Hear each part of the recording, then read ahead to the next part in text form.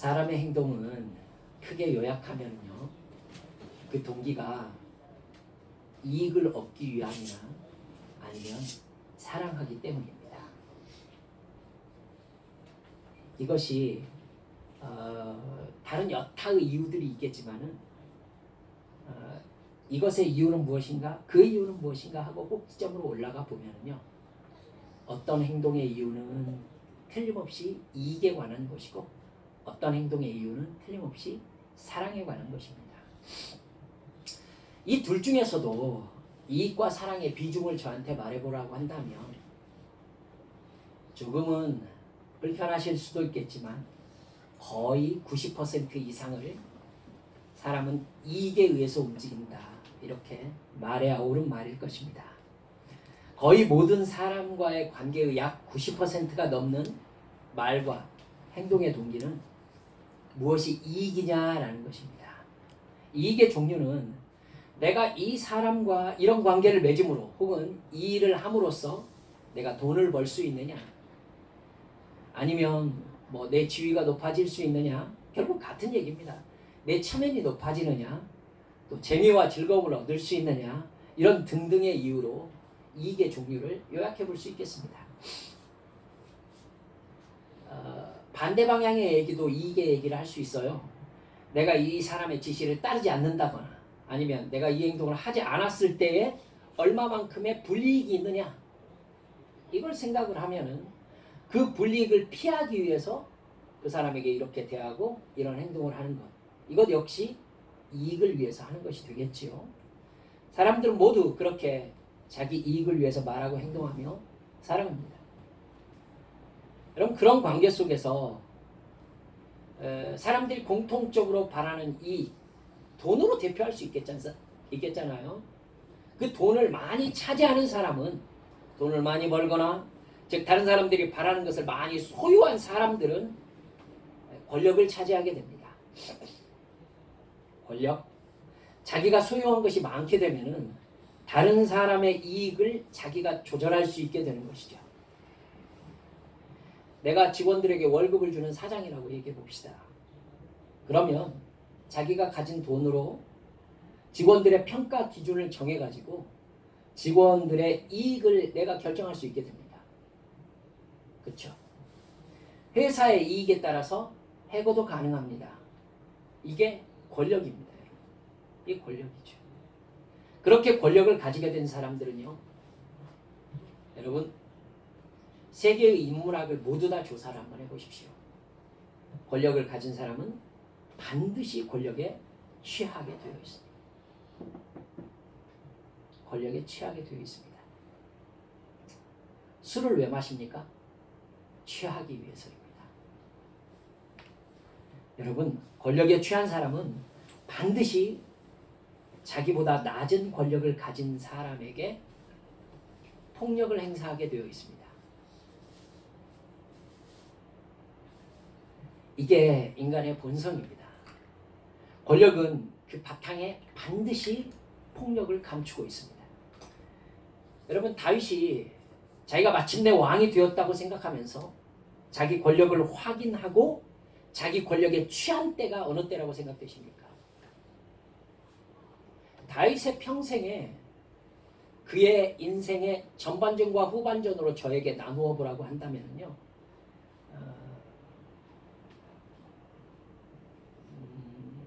사무엘하 10장까지를 저는 기점으로 봅니다. 사무엘하 11장을 보면요, 다윗이 이제 직접 자기가 전쟁터에 나가지 않고도 전쟁을 치를 수 있을 만한 권력을 얻게 되는 걸 볼 수 있습니다. 전쟁에 철이 돼요. 이스라엘은 그 전쟁 군수물자를 보급하는 보급부대의 문제 때문에 전쟁을 하는 철이 있습니다. 전쟁의 시기가 되어가지고 나라가 전쟁을 시작하는데, 그때 다윗이 예루살렘에 남고 요압 장군을 암몬으로 보내는 것을 볼 수 있습니다. 이제 다윗이 직접 전쟁터에 나가지 않아도 된 거예요. 권력을 가진 거예요. 병사들을 전쟁터에 보내고 자기는 남을 수 있는 거예요. 그리고 다윗은 전쟁터에서 전쟁의 소식을 들으면서 왕궁 지붕을 거닙니다. 왕궁 지붕을 거니.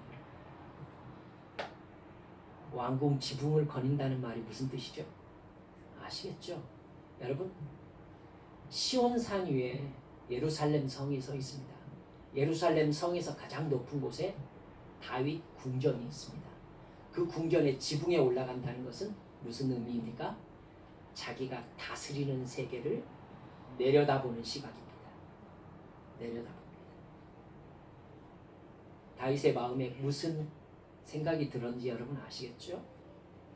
여러분, 이것과 똑같은 장면이 어디에 나오냐면은 다니엘 4장에 나옵니다. 느부갓네살이 바벨론의 온 지경을 내려다보는 왕궁 궁궐 지붕을 거닙니다. 그리고 이 모든 것이 내가 다스리는 세계가 아니냐 라고 중얼거릴 때에 그 말이 끝나지 아니하여서 하늘에서 순찰자의 음성이 들렸다라고 얘기합니다.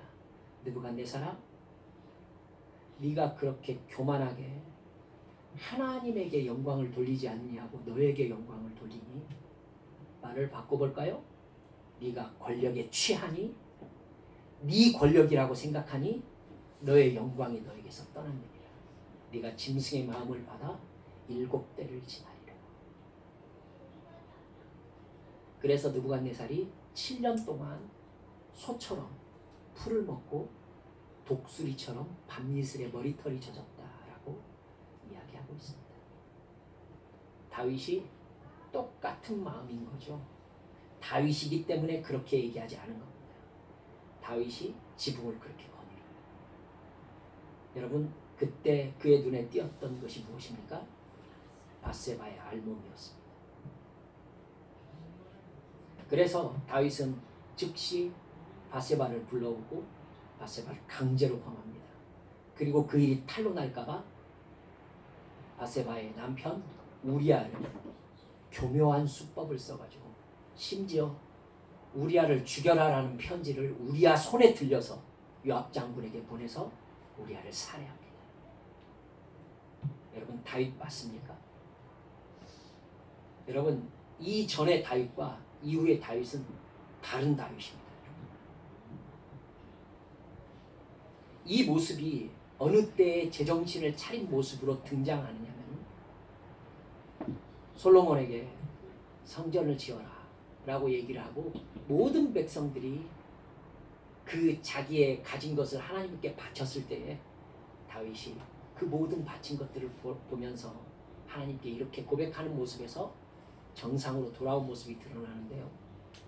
하나님이여, 다윗이 누구간데 이 모든 일을 행하셨습니까? 이 모든 것은 당신 것이오니 내가 당신께 드리라이다. 권력이든 부든 그 무엇이든지 자기 것이 아니라 하나님의 것일 때에 제자리에 있는다는 것을 다윗이 깨닫고 하나님 앞에 고백하는 모습인 것입니다. 사랑하는 여러분들, 다윗이 그렇게 밧세바를 취하고 우리아를 죽이는 모습이 권력과 폭력의 모습인 겁니다. 하나님이 이스라엘 백성을 사랑하라고 왕으로 세웠더니 권력에 취해서 백성을 죽이는 폭력을 행사하는 사람으로 바뀐 것입니다. 이게 권력의 비참함이고 권력의 무서움이고 권력을 쥔 사람들의 변화인 겁니다. 이처럼 권력이 만들어내는 것은 폭력입니다. 권력으로 질서를 유지한다고 하지만 결국 권력은 누군가에게 강제력을 행사하게 되는 것이고 그건 부득이 폭력이 되지 않을 수가 없습니다. 폭력은 다른 사람에게 고통을 가함으로써 강제로 말을 듣게 하는 방법입니다. 따라서 여러분, 폭력은 다른 사람에게 무언가를 잃게 합니다. 무언가를 잃게 해요. 돈을 잃게 하든지 아니면 자기의 안전을 잃게 하든지. 폭력에 노출된 사람들은요, 반드시 자기의 자존감을 그렇게 잃게 되어 있습니다. 폭력에 의해서 자존감이나 체면이나 돈을 잃어서 손해를 본 사람은 여러분, 자기가 잃었기 때문에 그거에 대한 보상 심리가 있을 수밖에 없는 겁니다. 자기가 어떤 부분을 잃었으니까 이 자리를 채우려는 심리가 있겠습니까? 없겠습니까? 당연히 있죠.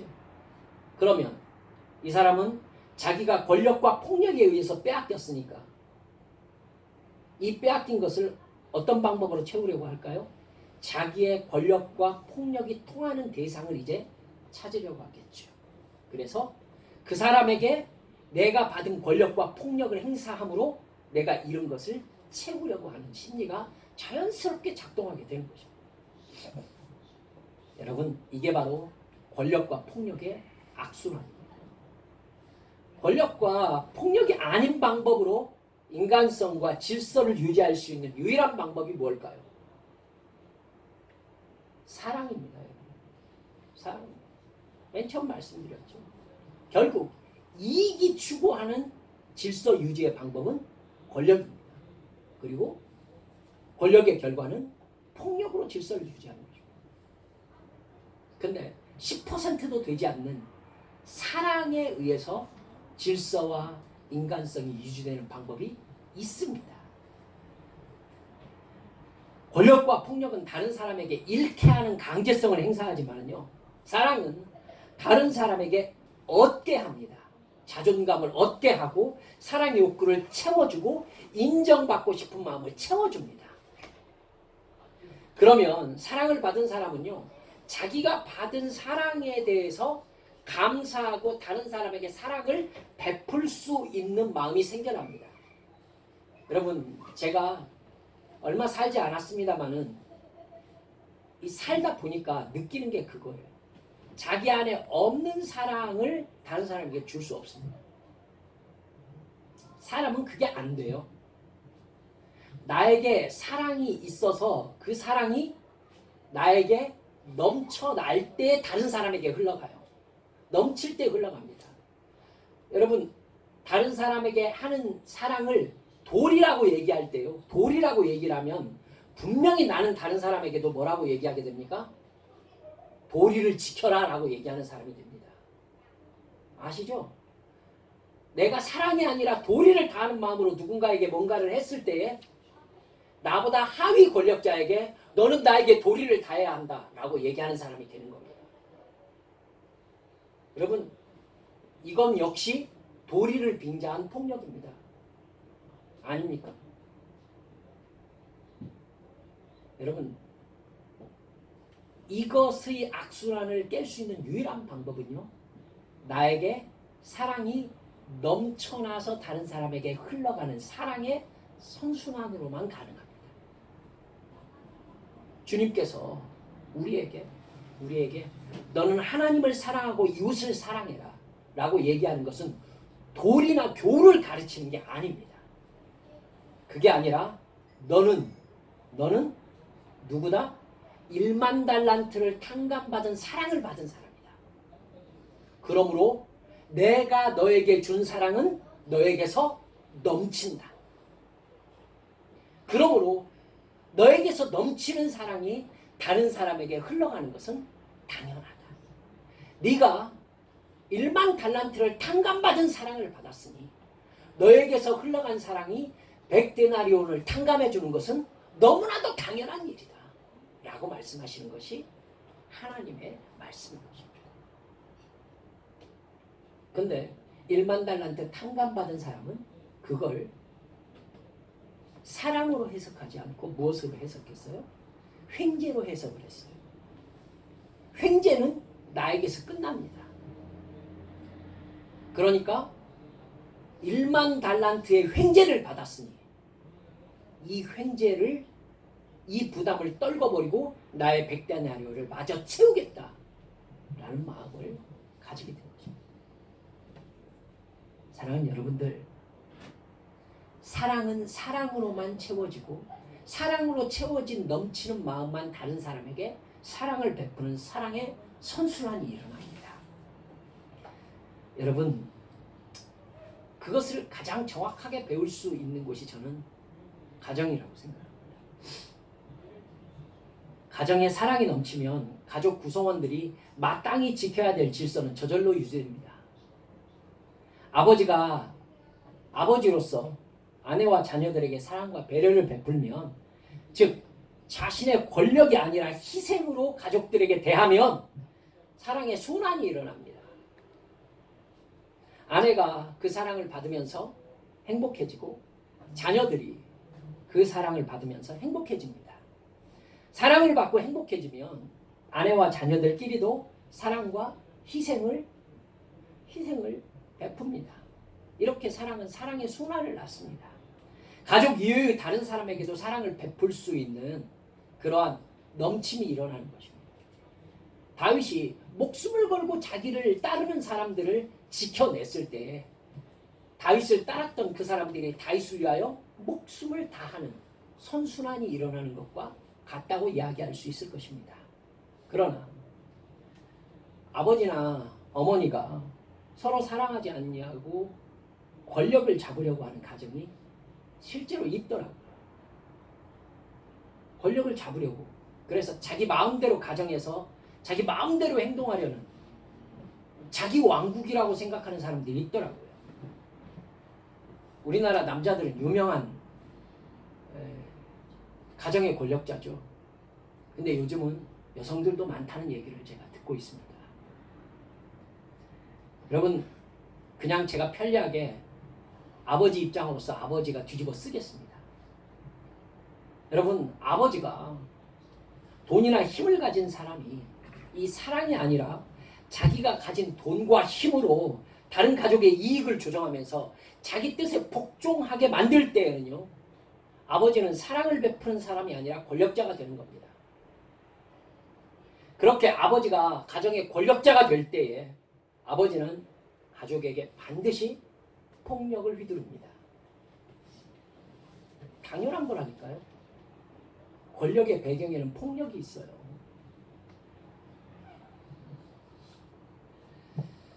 여러분, 그렇게 아버지가 가정의 권력자가 되어서 폭력을 휘두를 때에 아내는 사랑이 아니라 폭력이 무서워서 남편에게 복종하게 됩니다. 자녀들도 아버지를 사랑하는 마음은 없어요. 자기에게 폭력을 행사하는 사람을 사랑하는 사람은 이 세상에 없습니다. 그래서 꽃으로도 때리지 말라고 하지 않습니까? 자기에게 폭력을 행사하는 사람에게 사랑받으려고 하는 정신나간 사람이 어디가 있습니까? 대한민국의 아버지들 중에 그런 분들이 계십니다. 자기는 폭력을 행사하면서 너는 나를 사랑해야 된다라고 말하는 사람.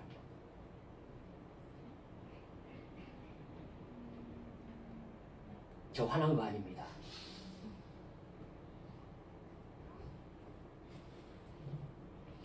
여러분, 돈과 힘, 폭력이 두려워서 복종하는 것, 이건 사랑이 아닙니다. 그런 가정에서는 권력과 폭력의 악순환이 일어나지요. 아버지가 어머니에게 폭력을 행사하면 어머니는 자기가 잃은 그런 자존감과 보통을 어디에선가 보상을 받고자 합니다. 그러면 그 보상받고자 하는 마음이 어떤 마음일까요? 유치하지만은요, 내가 어떻게 함으로 저 사람을 속상하게 할 수 있을 것인가 실제로 생각합니다. 아이들이요, 아버지한테 맞잖아요. 그러면 실제로 내가 어떻게 하면 아버지의 속을 상하게 할 수 있을 것인가 라고 생각해요. 제가 중고등부를 오래 담당해 봤기 때문에 압니다. 여러분, 그러면은 삐뚤어지는 겁니다. 자녀를 향해서 돈과 힘의 폭력을 행사하는 것입니다. 권력과 폭력은 그것을 행사해서 대상이 고통스러워 하잖아요. 그러면 놀랍게도 쾌감이 있습니다. 아셔야 돼요. 내가 가진 권력으로 누군가에게 폭력을 행사했는데 그것 때문에 다른 사람이 고통스러워요. 그러면 나에게 쾌감이 있습니다. 사탄의 마음. 그걸 회개하지 않으면 하나님의 심판을 피할 수 없습니다. 이스라엘 백성들이 바벨론에게 왜 멸망한 줄 아십니까? 약한 자에게 행한 폭력 때문이었습니다. 우상 숭배는 반드시 이런 권력과 폭력의 악순환을 낳게 되어 있습니다. 뿌리가 같으니까.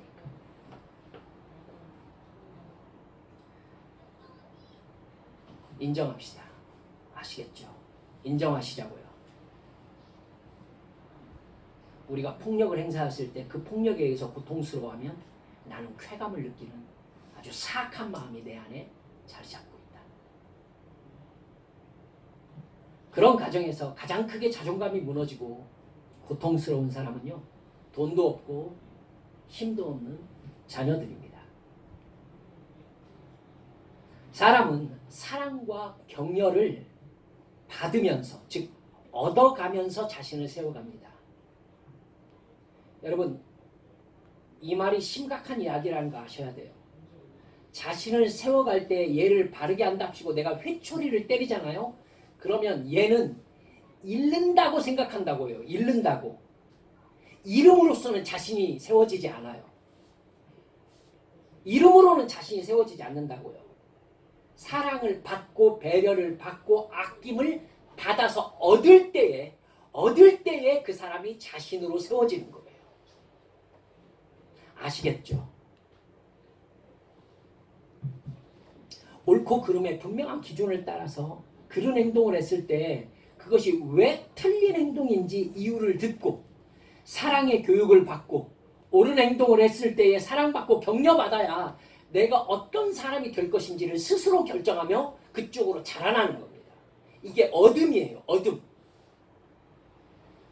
그래야 자기가 누군지에 대한 정체성을 바로 세울 수 있게 되는 겁니다. 아버지 어머니가 자기를 자기 기분대로 그냥 막 다뤘어요. 그렇게 큰 가정에서 자란 학생들과 청년들을 제가 가르쳤단 말입니다. 그렇게 이름을 자기의 정체성으로 삼은 사람들, 그냥 잃는 것을 피해받고 손해받고 고통당하는 것을 자기의 운명으로 받아들인 사람들은요, 다른 사람들이 자기를 마음대로 다룰 때에요, 그러려니 합니다. 놀랍게도. 그러려니 해요. 왜요? 부모가 자기를 그렇게 다뤘어요. 그러니까 다른 사람이 자기에게 고통을 주잖아요. 그러면 받아왔던 거예요. 익숙해. 옆에서요, 왜 그러는데 너는 아무 말도 안 하고 그러고 있어? 그럼 뭐라고 하는 줄 아세요? 내가 원래 그렇지 뭐. 저 사람은 그렇게 생각할 수도 있지 뭐. 그러면서 마치 손해를 감당하는 것이 옳고 착한 것인 양. 여러분, 맞아요? 행복해요? 하나님이 그것을 옳다라고 얘기하세요? 깊이 생각하세요. 그건요, 잃거나 맞고 우는 자신을 자기 자아상으로 받아들인 사람인 거예요.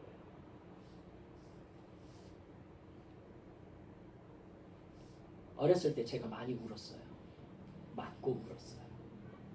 다른 사람한테 피해를 당하고 속상했는데 속상해도 말을 못했어요. 그렇게 사는 건 줄 알았어요. 그럼 그런 사람에게 분노는 없을까요? 인생이 어느 순간이 되잖아요. 그러면 그 분노가 안에서 폭발적으로 터져나오는 때가 있습니다. 그 분노로 그 사람은 더 이상 이렇게 못 살겠다라고 하면서 주변을 파괴하고요, 자기 자신을 파괴합니다. 여러분, 회사에서 사장님 눈치를 아주 그냥 심하게 봐야 되는, 그래서 자기 기분대로 직원들을 다루는 그런 상사가 있는 그런 회사에 다니다 보면은요, 그 회사라는 것 자체가 그 사람에게 폭력이 돼요. 그래서 그 회사에 앉아 있으면은 앉아 있는 것 자체가 내 생명을 깎아먹히는 것 같은 느낌이 든다니까요. 그래가지고 여기만 벗어나면 살 것 같은 생각이 들어요. 고개를 끄덕거리죠. 여러분, 그 사람들은요, 자기가 고통을 받지 않기 위해서, 즉 잃지 않기 위해서요, 눈치가 굉장히 발달할 수밖에 없습니다. 그렇게 되면 그 사람은 그 공동체 안에서 자기의 자신다움을 도저히 세울 수 없어요. 왜요? 자기 피해를 카바 하는 데만 모든 신경이 곤두서 있어가지고 내가 여기에서 어떠한 일을 함으로써 전체의 이익에 기여할 수 있는 사람이 되고 어떤 의미를 가진 사람으로 성장할 수 있는가에 대해서 생각할 여유가 생기질 않아요. 그러면 정말 피해가 생기는 게 뭐냐면요. 그 권력자가 없는 상황이에요. 그 권력자가 그 공간에 없을 때도 있잖아요. 그러면은 그 사람이 어떻게 되나요? 비로소 내 세상이다 하고 열심히 일할까요? 아닌 거 아실걸요? 그 권력자가 없으면 머리가 작동을 하질 않아요. 머리가 작동하지 않아요. 그래서 뭐 해야 될지를 몰라요. 그래가지고 그 권력자가 와가지고 나 없을 때 뭐 했냐고 혼나요 또. 여러분 제가 왜 이렇게 잘 알겠어요? 왜 이렇게 잘 알겠냐? 경험담이니까 알죠. 그럼 여러분들께 이렇게 여쭤보면 어떨까요? 제가 어디에서 이것을 경험했을까요? 세상에서 가장 사랑이 넘쳐야 될 두 곳에서 경험한 게 이거예요. 가장 사랑이 넘쳐야 될 두 곳, 가정과 교회입니다. 거기에서 제가 경험한 거예요. 아시겠어요? 담임 목사님에게 그만할게요.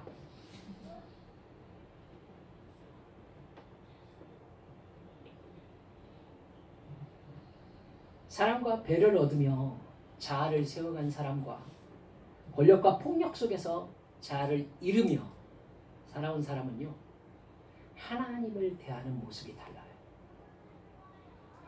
이게 진짜 한국 교회의 성도들에게 제가 우리 성도들에게 정말 하고 싶은 이야기 중에 하나예요. 하나님께서 인간을 다스리는 방법은 사랑입니다, 여러분.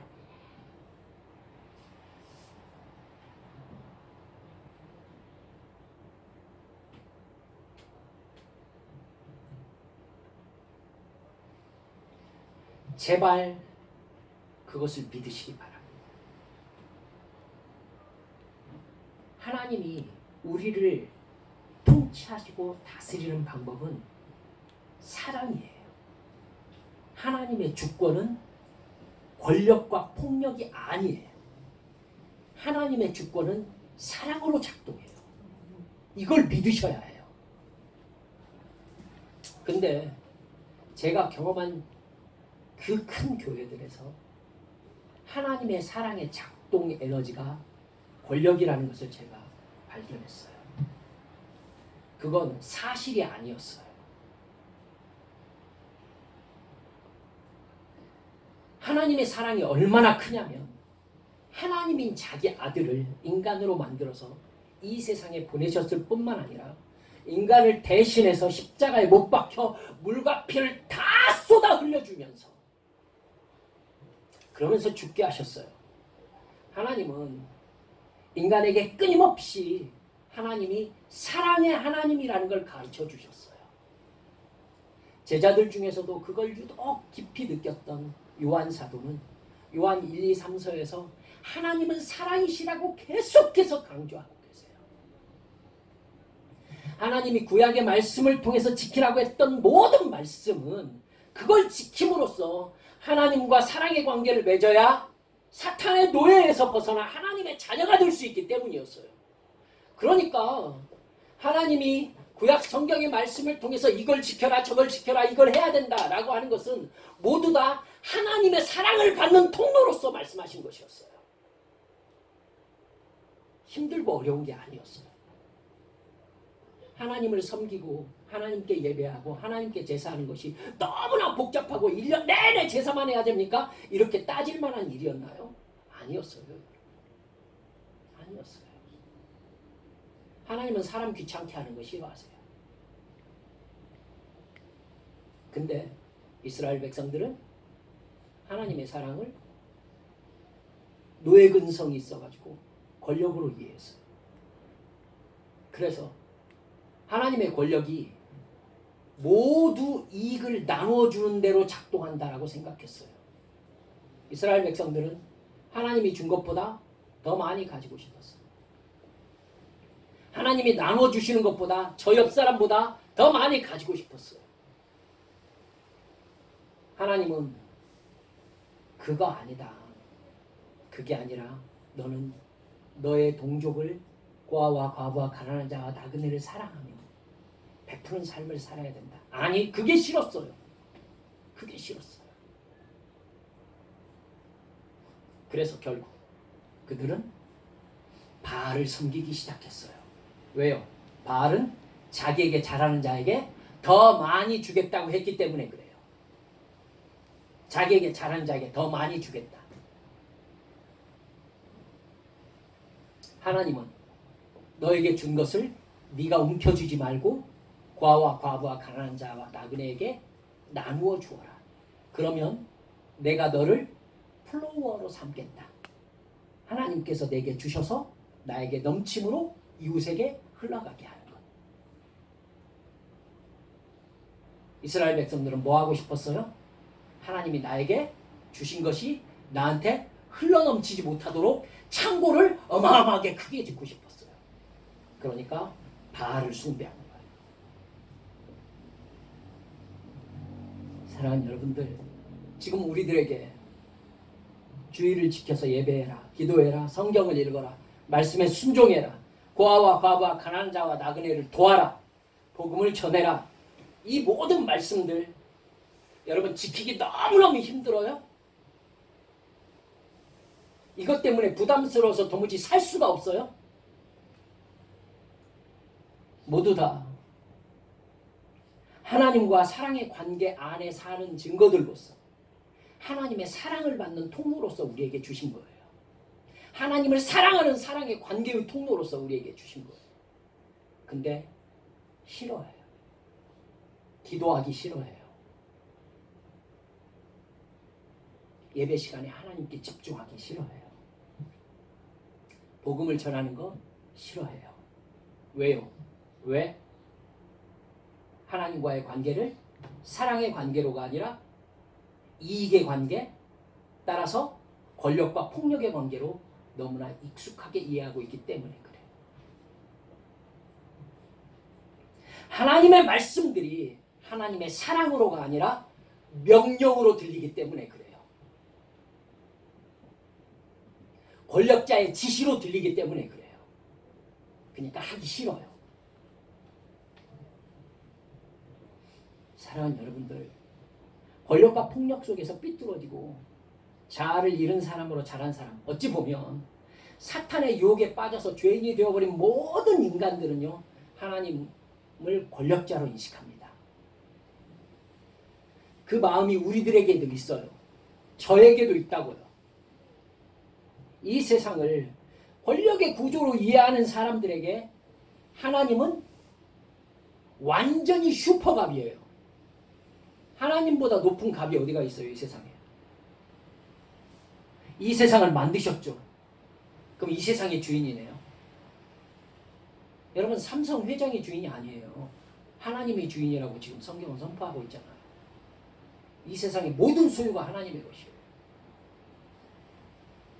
여러분, 그건 와닿지 않잖아요. 나를 지으셨어요. 그럼 나의 주인이 누구? 하나님. 여러분, 이거 완전 꼼짝 말아요. 나의 주인이 하나님이에요. 그리고 나의 주인? 그럼 나는 종이잖아요. 완전 꼼짝 말아죠. 아무것도 못해요. 그렇죠?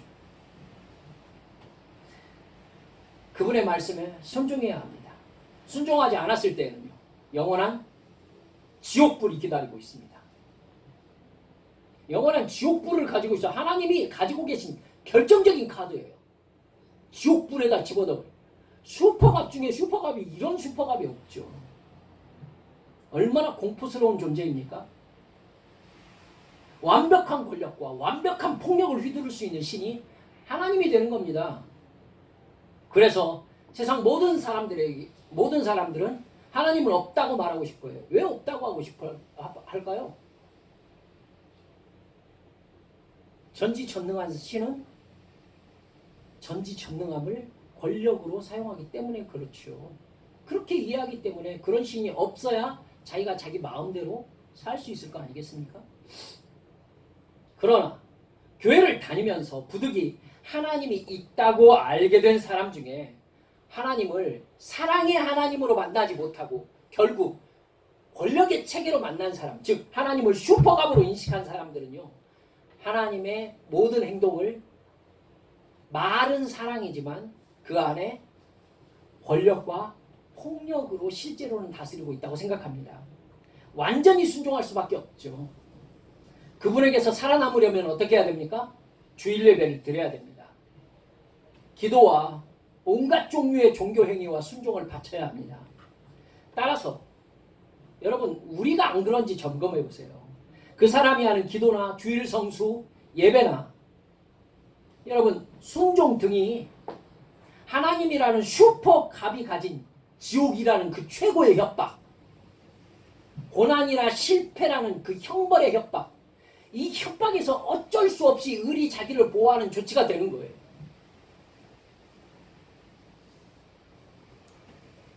하나님과의 사랑, 믿음의 관계라는 것은 말만 사랑일 뿐 듣지 않으면 지옥이나 고난을 주겠다는 카드를 하나님이 감추고 있다라고 사실은 생각하고 있는 거죠. 여러분 그냥 얘기해 볼까요? 그런 신앙을 가진 사람들은요, 교회에서의 행동, 종교 행위들을 엄격하게 할 수밖에 없습니다. 부득이하죠. 하나님이 자신에게서 무엇인가를 뺏어갈까? 나에게 어떤 고통을 주실까라는 두려움 때문에 그렇습니다. 좀 더 긍정적으로 얘기해 볼까요? 내가 어떤 행위를 함으로써 하나님께서 나에게 어떤 이익을 주실까를 생각하고 있기 때문에 엄격하게 할 수밖에 없습니다. 나의 행위와 하나님의 행위를 맞바꾸는 거니까. 열심히 종교 행위를 하고 그렇게 열심을 내고 나면 교회가요, 희한하게 그 사람들에게 권력을 안겨줍니다. 제가 너무 심하게 이야기하는 것을 이해해 주시기 바랍니다. 권력을 안겨줍니다. 뭘로? 집사하십시오. 권사하십시오. 장로하십시오. 목사를 하십시오. 이렇게 권력을 안겨줘요. 여러분 이게 섬김이라고요? 진짜 사랑을 베푸는 직분이라고요? 제가 딱 한 사람 경험했습니다. 딱 한 사람 경험했어요. 진짜 자기의 직분, 안수 집사님이셨는데 그걸 자기가 하나님 앞에 더욱더 낮은 자리에서 섬기라는 직분으로 알고 있는 분, 제가 딱 한 분 경험했고요. 제 평생 예수 믿으면서 그렇게 그 자리가 가지는 권력의 의미에 대해서 추호도 생각이 없는 분을 한 번도 만나지 못했습니다.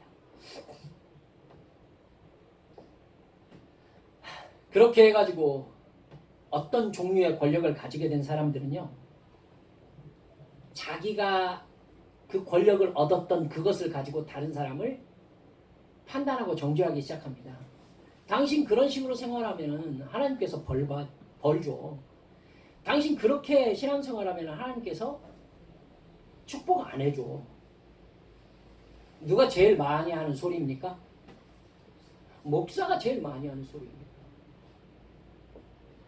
왜 목사는 그런 얘기를 많이 할까요? 그런 얘기를 하는 나를 하나님의 대언자라고 여기라는 권력의 표현인 것이죠. 심합니까?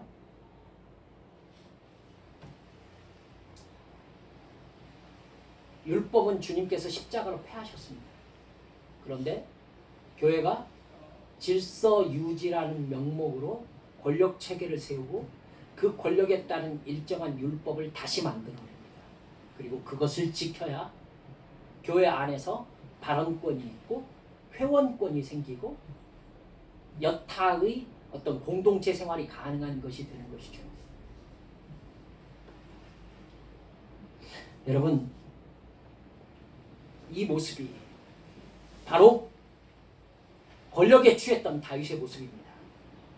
이스라엘을 망하게 했던 아합 왕의 모습이고, 하나님께서 선지자들을 보내서 그렇게도 왕의 죄를 지적했을 때 왕들이 빠져 있었던 권력에 취한 모습들입니다. 지금 한국 기독교, 한국 교회의 여러분 다른 사람들에게 매운 연기를 피워내는 잘못된 한국 교회, 대형교회, 대형교회만 그렇습니까? 모든 자유로울 수 없는 한국 교회의 죄된 모습입니다. 우리 교회는 없습니까? 감히 이렇게 말씀드리면 우리 마음속에 회개의 마음이 생기기를 간절히 바라는 마음입니다. 그 사람들은 구원받지 못한 것입니다. 하나님의 백성이 아닙니다. 그 공동체는 교회라고 볼 수 없습니다. 이익단체죠, 이익단체. 그렇죠. 이익단체. 그런 교회에는요, 하나님이라는 슈퍼갑에게 복을 받아서 권력과 돈을 받고 싶어하는 맹신자들이 생깁니다. 맹신자들이 될 수 있을 만한 행동 규정들을 가지고 있어요. 행동 원칙들을 가지고 있다니까요. 이렇게 하면 복을 받는다. 저렇게 하면 복을 받는다. 저렇게 하면 하나님께 벌을 받는다. 여러분, 우리가 익숙하게 들어왔던 얘기들입니다. 그 얘기를 목사님이 하고 교회 선생님이 하고, 그러니까 그 교회에 오래 출석한 사람일수록 의식화되어 있습니다. 나쁜 얘기로 세뇌되어 있는 것이죠. 여러분, 그게 올바릅니까? 여러분께 여쭤봅시다. 올바릅니까? 그게 바른 겁니까? 옳은 겁니까? 여러분, 그 권력과 돈으로 뭐 할까요? 말씀드렸죠? 이익을 중심으로 생각하는 사람들은 권력을 가지려고 하고, 그 권력으로 자기의 이익을 극대화시키기 위해서 폭력을 행사합니다. 제가 모 교회에서 구제 여타의 것을 가지고서 보육원에 갖다 줘야 될 일들이 있었습니다.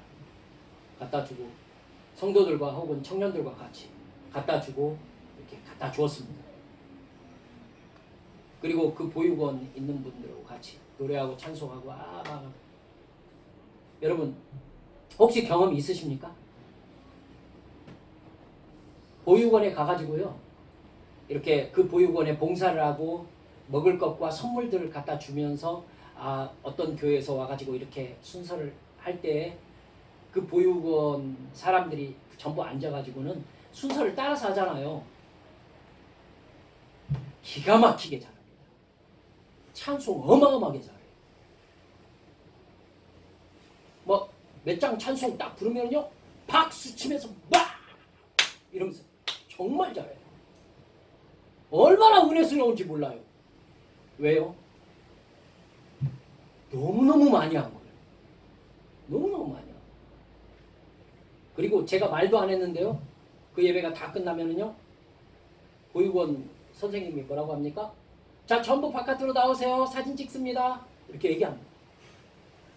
그리고 저는 어떻게 합니까? 가지고 간 프랑카드를 앞에 쫙 펴니다. 그리고 청년 둘이 저 안에서 잡습니다. 그리고 그 뒤로 모두 씁니다. 그리고 보육원생들 모두 거기 서가지고는 찰까. 그리고 저는 그것을 교회에 제출합니다. 아무것도 아닙니까? 도움을 받은 사람에게 내가 너를 도왔어, 잊지 마. 폭력이죠. 도움을 받은 사람을 자기 밑에 두려는 폭력 아닙니까? 사진 찍는 행동을 통해서 도와준 사람이 만족을 하는 것이죠. 내가 이만큼 줬으니까 사진 정도는 찍어도 되는 거 아니야? 그거죠. 제가 했기 때문에 알고 있습니다. 그분들은 하나님께 돈과 권력을 받아서 자기도 누군가에게 폭력을 행할 수 있는 권력을 가지게 되는 것을 복받았다고 생각합니다. 그런 종교 개념을 가지고 교회에 나오는 사람들은 목사든 장로든 권사든 집사든 평신도든 하나님을 사랑하는 사람이 아닙니다. 예수님을 믿는 사람이 아니고 성령님께 감동된 사람이 아닙니다. 그걸 복받아가지고 머리가 될지언정 꼬리가 되지 않게 해달라고 소리 높여서 기도하는 사람들은 하나님을 사랑하는 사람이 아닙니다. 딱 그 모습이 지옥에 갈 것이라고 예수님이 저주하신 바리새인, 제사장, 서기관들의 모습이기 때문입니다. 그걸 바라고 교회 오는 사람들은 예수님을 사랑하는 사람이 아니라 자기가 얻을 세상 자랑과 세상 즐거움을 사랑하는 사람일 뿐입니다. 자기 만족이 목표인 종교인일 뿐인 거죠. 나는 하나님을 사랑하고 사랑받는 하나님의 자녀입니까? 하나님을 통해서 내가 얻고 싶은 것을 얻고 싶은 사람입니까? 내가 진정으로 사랑하는 것이 나 자신인지 하나님인지 스스로에게 깊이 물어보십시오. 나는 하나님을 사랑해서 여기 있습니까? 아니면 성공과 형통을 얻어가지고 권력을 받아서 말씀드린 대로 머리가 될지언정 꼬리가 되지 않기 위해서 이 자리에 나와 있습니까? 내가 번 돈으로 나는 뭘 하고 싶은 겁니까? 나는 떳떳하게 하나님께 주여 돈을 주시옵소서, 주여 내게 건강을 주시옵소서 이렇게 간구하고 하나님은 그래 라고 기꺼이 주실 수 있는, 여러분 하나님의 사명에 우리들이 붙잡혀 있습니까? 오늘 성경 말씀 너무나 우리가 잘 알고 있는 말씀입니다. 너무나 잘 알려져 있기 때문에 따로 설명할 필요가 없을 정도입니다. 13절에서 너희는 하나님과 재물을 겸하여 섬길 수 없다. 주님이 아주 잘라서 말씀하셨습니다. 무슨 뜻입니까? 재물을 섬기면 너는 하나님을 수단으로 여길 것이다. 하나님을 섬기면은 하나님을 섬기는 수단이 재물이 될 것이다. 이 말씀인 겁니다, 여러분. 네 목적이 하나님이라면 재물이, 돈이 수단이 되고, 네 목적이 돈이라면 하나님을 수단 삼을 것이다. 여러분, 이 말씀에 찔린 바리새인들이 비웃었어요. 성경은 뭐라고 합니까? 그들은 돈을 좋아하는 자들이라. 이 모든 말씀을 듣고 비웃거려요. 그러자 예수님께서 뭐라고 얘기합니까? 너희들은 돈을 얻어가지고 사람들에게 인정받는 사람이 되고 싶지. 그것이 너희들이 율법을 지키고 율법을 가르치는 목적이지. 그것이 뭔 줄 아느냐? 하나님께 미움받는 행동이다. 이렇게 말씀하시는 거예요. 사랑하는 여러분들, 교회 다니는 수많은 사람들이 하나님과 재물을 겸하여 섬길 수 있는 것처럼 살고 있습니다. 바리새인들과 똑같아요.